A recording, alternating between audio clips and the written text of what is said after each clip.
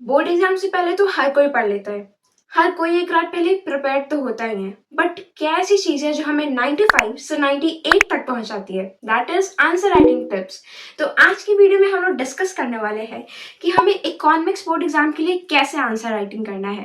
तो चलो स्टार्ट करते हैं इस वीडियो को। बट उससे पहले इंपॉर्टेंट चीज कि इसी चैनल पे आपको मिलने वाली है माई स्ट्रैटेजी और how I got 100 out of 100 in economics board exam, which you can check it later. तो चलो स्टार्ट करते हैं इस वीडियो को without wasting any further time. So सबसे बड़ा कंफ्यूजन जो होता है लोगों के बीच में फॉर इकोनॉमिक्स की, हमें आंसर को पॉइंट्स में लिखना है या पैराग्राफ में लिखना है।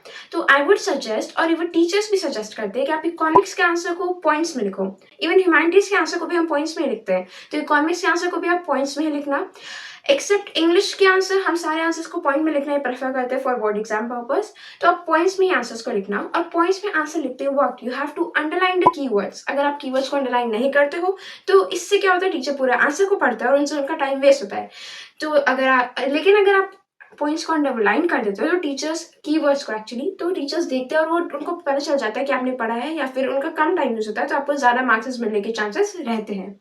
नेक्स्ट इंपॉर्टेंट चीज कि आंसर राइटिंग करते वक्त ये बहुत ही इंपॉर्टेंट चीज है कि आप अपने आंसर को दूसरों के आंसर से कैसे डिफरेंट कर सकते हो।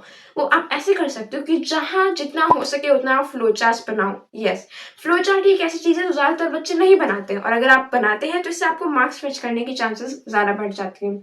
अब कैसे फ्लो चार्ट बनाना है, तो यहाँ पे मैंने पिक्चर इंसर्ट की है। कोई भी क्वेश्चन आ गया कि मान लो what are the different types of taxes, तो मान लो डायरेक्ट और इनडायरेक्ट टैक्स है, तो आप ऐसे बॉक्स बना के लिख सकते हो कि डायरेक्ट टैक्स और इनडायरेक्ट टैक्स।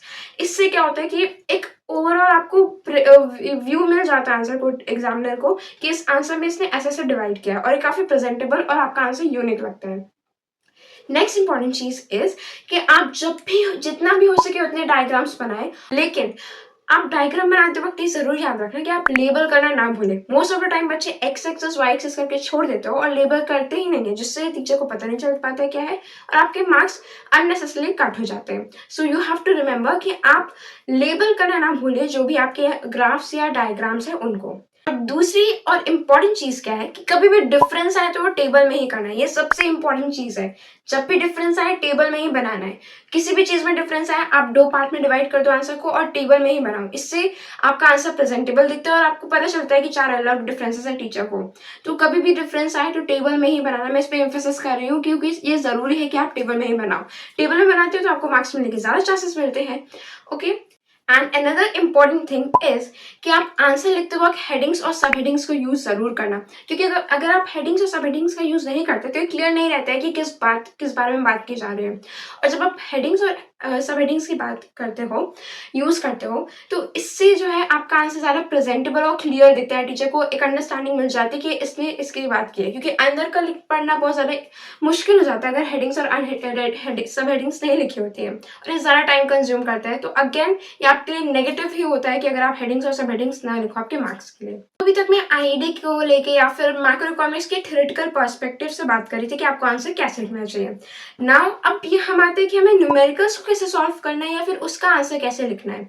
तो मैंने एक अलग से वीडियो भी बनाई है, tips and tricks for macro economic numericals, आप वो भी चेक कर सकते हो। नहीं तो मैं यहाँ पे भी आपको छोटा सा कंसाइज में बता देती हूँ कि आपको न्यूमेरिकल्स को कैसे करना है। न्यूमेरिकल्स करते वक्त इंपॉर्टेंट चीज कि आप यूनिट्स जरूर लिखना।